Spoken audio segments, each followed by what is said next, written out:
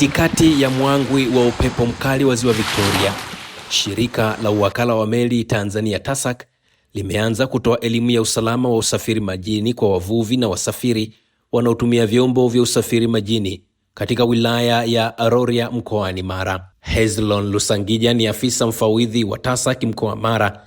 Anasema lengo kuu la elimu hii ni kuwakumbusha wadau wote kufuata sheria na taratibu za usalama mara inapotokea ajali ya vyombo vya usafiri majini, hasa ikizingatiwa kuwa kuanzia mwezi Januari hadi Septemba Ziwa Victoria hukumbwa na vipindi vya upepo mkali na mawimbi makubwa yanayoweza kusababisha ajali. Lengo kubwa ni kuwakumbusha wadau wetu juu ya matumizi sahihi ya vyombo vya usafiri majini pamoja na vingine vyote vinavyotumika kwa ajili ya usafirishaji pamoja na uvuvi.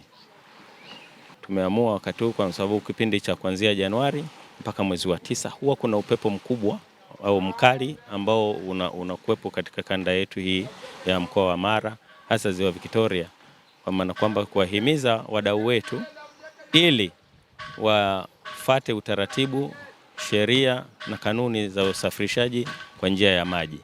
Na tunatarajia sasa baada ya kutoa hii elimu, tunatarajia sasa kwamba wadau wetu ambao watakuwa wamepata hii elimu wataendelea kufuata utaratibu, sheria za usalama majini zinataka. Kwa hiyo ndio lengo letu kubwa la kufika mahali hapa leo. Mwezi huu tumeamua tutoe hii elimu ili kwamba wadau wetu wawe wanafanya shughuli zao kwa usalama, kwa maana kwamba wakiwa na vyombo vyao vimesajiliwa, wana life jackets, ili wanapofanya shughuli zao waende wakafanya shughuli zao, kama ni za uvuvi, kama wanasafiri basi warudi nchi kavu waungane na familia zao wakiwa salama, kwa maana kwamba wametumia maboya okozi kwa maana ya life jackets, vyombo vyao vikiwa vimesajiliwa na TASAC.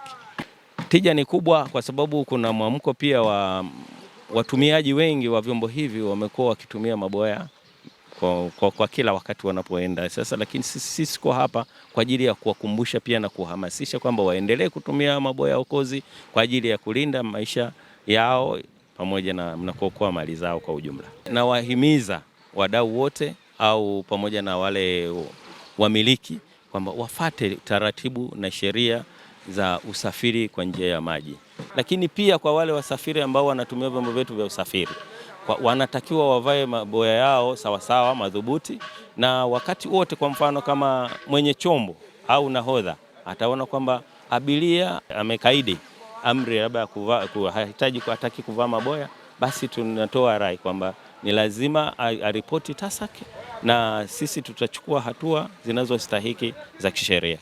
Wananchi wa Rorya wameipongeza TASAC kwa juhudi hizi, wakisema mafunzo wanayopewa ikiwemo namna sahihi ya kuvaa jaketi okozi maarufu kama life jacket yamekuwa msaada mkubwa katika kujikinga na majanga ya ajali majini. Tunashukuru sana serikali imetukumbuka kutuletea hao ndugu zetu wa TASAC kutupa elimu, kwa sababu kweli kuanzia mwezi wa 1 mpaka wa 9 huwa kuna hali ya upepo na mazao hayapatikani kipindi cha upepo mkali. Kwa hiyo kupitia hii elimu tuliopewa na TASAC, naamini tunaenda kunufaika sasa. Changamoto kubwa ni kwamba maboya kwanza sisi hatuamini hayo maboya, yani kwa sababu ni vitu tumepewa bila elimu.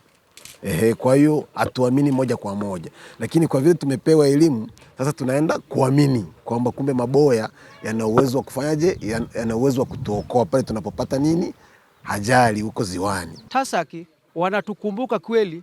Mimi nimefurahi na somo hili mliotuletea, kwa sababu huko nyuma kweli tulikuwa tupati somo kama hili. Inabidi tuchukue utaratibu wa maboya kwanza kabla hujapanda kwenye mtumbwi, alafu uvae.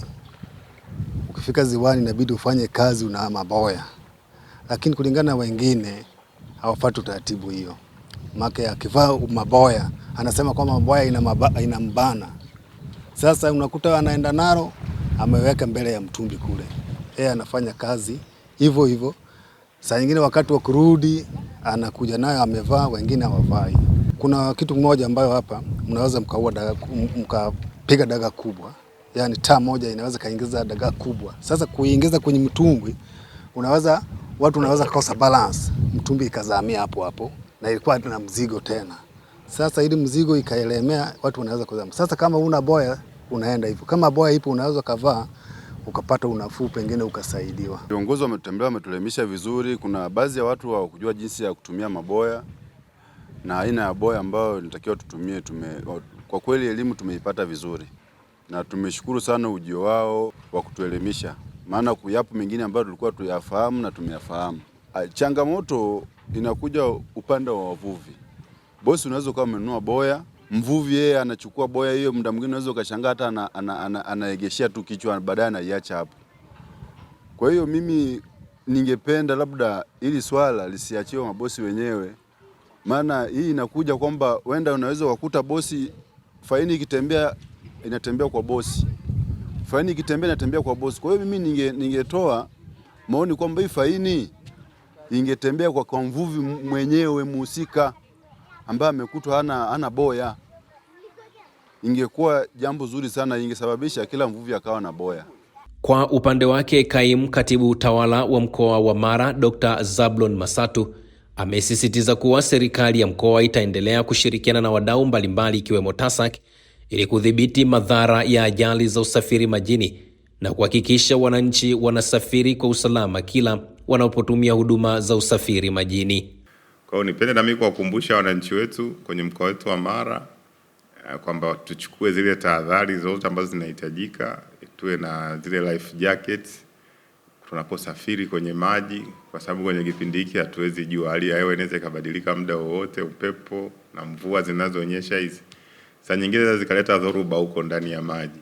Kwa hiyo ni vema wasafirishaji wakawa na hizo life jackets, lakini vile na wananchi nao wakazitumia ili kuhakikisha kwamba sote tunakuwa salama. Na sisi kama serikali ya mkoa tunaendelea kushirikiana na wenzetu wadau kama wa TASAC, lakini na wadau wengine kwenye hiyo sekta ya usafirishaji majini ili kuhakikisha kwamba wananchi wetu wanafanya shughuli zao wakiwa katika hali nzuri kabisa ya usalama. Kwa watumiaji wa usafirishaji majini au vyombo vyote vya majini, naomba tu wachukue tahadhari. Kama umeona hali ni ngumu kabisa, basi ni vema hata siku hiyo kairisha shughuli zako, lakini tuhakikishe kwamba tunakuwa na vifaa vile vya kujikinga na kuhakikisha kwamba tunakuwa salama, kama majaketi ya uokozi ambayo yanatakiwa kwa sheria zetu, inatakiwa kila msafirishaji au kila chombo kiwe nayo. Sasa nitoe rai kwa wenzetu wasafirishaji au wenye vyombo wawe na hivyo vifaa vyote ambavyo vinahitajika kwa ajili ya uokozi na usalama wa maisha yao wenyewe, kwanza wale wanaovitumia, lakini pili na abiria ambao wanakuwa wanatumia vyombo hivyo katika kusafiri. Usisahau kusubscribe, like na kubonyeza alama ya kengele. Asante.